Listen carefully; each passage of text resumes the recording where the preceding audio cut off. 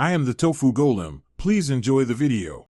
You start by confirming FX Console is installed and active inside Premiere Pro. Open Window Extensions, then launch it. Select any clip in the timeline so FX Console targets the right track immediately and press the hotkey, Ctrl+Space by default, to call the panel. Once visible, scan the search bar at top and the presets area to the right.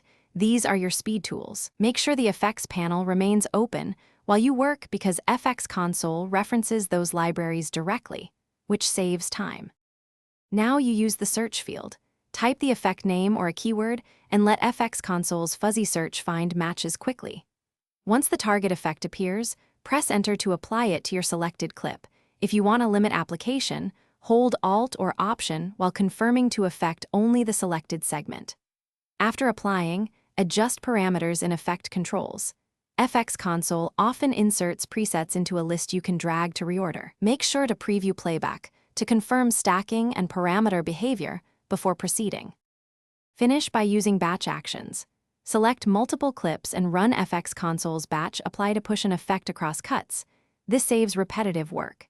Save any custom configuration as a preset inside FX Console so you can recall it from favorites or last used entries, which speeds future edits. If FX Console fails to open or hotkeys don't work, reset your workspace and preferences, check for conflicting shortcuts in keyboard shortcuts, and reinstall the extension if needed. These steps resolve most integration issues quickly. Thanks for watching. Consider subscribing if we helped you today.